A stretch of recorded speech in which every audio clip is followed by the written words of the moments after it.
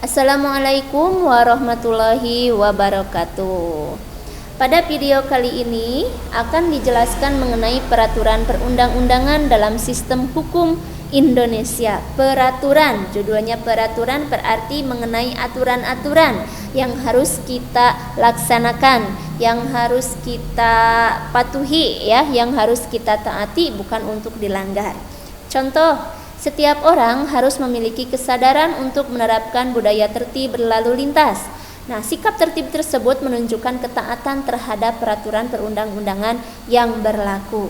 Tidak taat terhadap peraturan perundang-undangan pasti akan ada sanksi atau hukuman bagi pelanggar peraturan perundang-undangan tersebut. Apa saja peraturan perundang-undangan yang berlaku di Indonesia? Mari kita bahas ya. Nah, ini adalah tujuan pembelajaran yang harus kalian capai ya di materi peraturan perundang-undangan. Berikutnya adalah mengenai hakikat peraturan perundang-undangan, makna peraturan perundang-undangan, dan landasan pembentukan peraturan perundang-undangan. Makna peraturan perundang-undangan.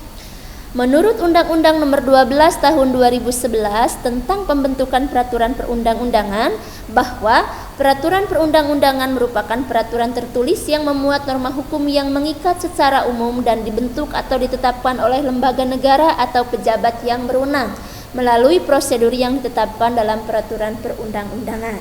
Ya, jadi mengenai peraturan perundang-undangan ini dibahas dalam Undang-Undang Nomor 12 Tahun 2011. Bisa disebut ini adalah sebagai dasar hukum, landasan hukum dalam pembuatan peraturan perundang-undangan. Ya, peraturan tertulis, ya ditulis. Yang namanya peraturan tertulis pasti memiliki kekuatan hukum yang mengikat dan jelas. Ya, mengikat secara umum. Maksudnya mengikat secara umum itu mengikat kita sebagai masyarakat, sebagai rakyat yang berada di suatu negara untuk patuh dan taat pada peraturan yang dibuat oleh pemerintah ini. Jadi tidak sembarang orang yang bisa membuat peraturan perundang-undangan. Ada lembaga negara atau pejabat yang memang diberikan kewenangan untuk membuat peraturan perundang-undangan dan juga melalui prosedur atau tahapan-tahapan, syarat-syarat bagaimana dalam membuat peraturan perundang-undangan tersebut ya. Peraturan perundang-undangan di Indonesia ini memang sudah mengalami beberapa kali perubahan. Sebelumnya peraturan perundang-undangan diatur dalam TAP MPR nomor 3 MPR tahun 2000, di mana susunannya pun akan berbeda. Terus diatur juga, kemudian diatur dalam Undang-Undang nomor 10 tahun 2004, kemudian dirubah lagi, diatur dalam Undang-Undang nomor 12 tahun 2011 yang berlaku sampai dengan saat ini atau berlaku sampai dengan sekarang. Peraturan perundang-undangan dalam sistem hukum nasional ini yang akan dibahas ya. Ada 3 poin A, B, dan C. Kita bahas poin A terlebih dahulu mengenai peraturan perundang-undangan nasional. Tahukah kamu landasan hukum peraturan perundang-undangan nasional?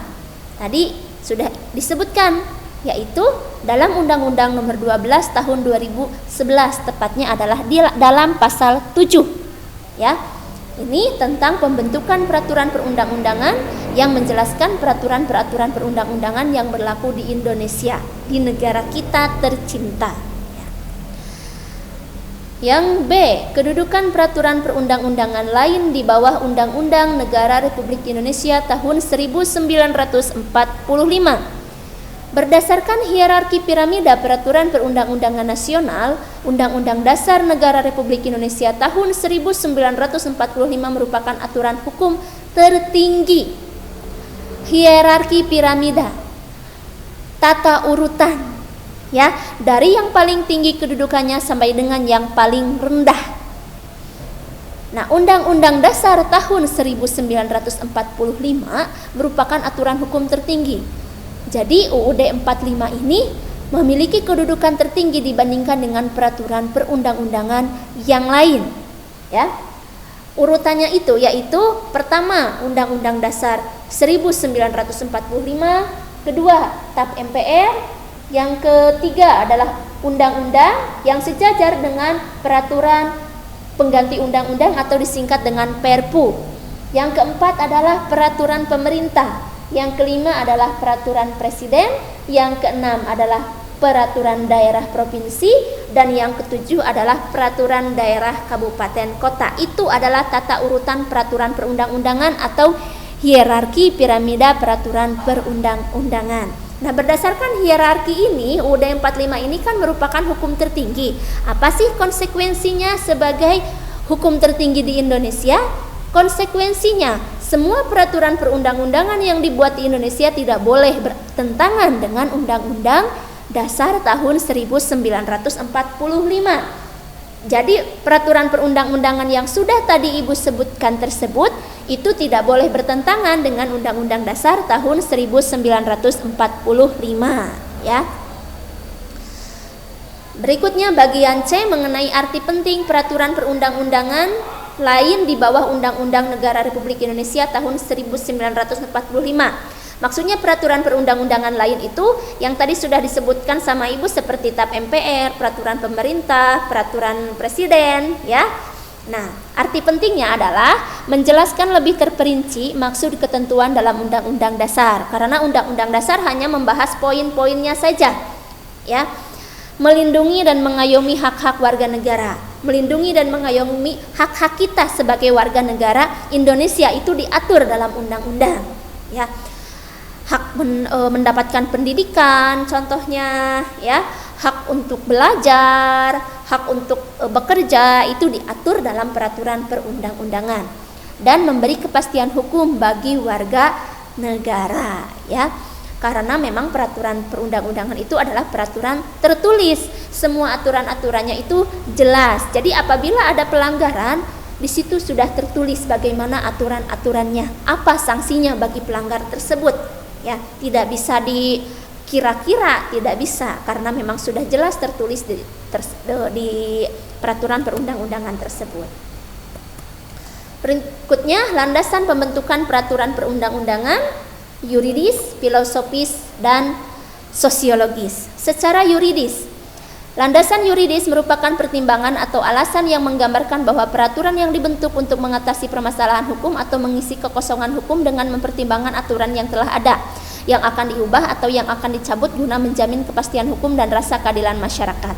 Landasan yuridis menyangkut persoalan hukum yang berkaitan dengan substansi atau materi yang diatur sehingga perlu dibentuk peraturan perundang-undangan yang baru. Beberapa persoalan hukum itu antara lain peraturan yang sudah ketinggalan, peraturan yang tidak harmonis atau tumbang tindih, jenis peraturan yang lebih rendah dari undang-undang sehingga daya berlakunya lemah, peraturannya sudah ada tetapi tidak memadai atau peraturannya memang sama sekali belum ada.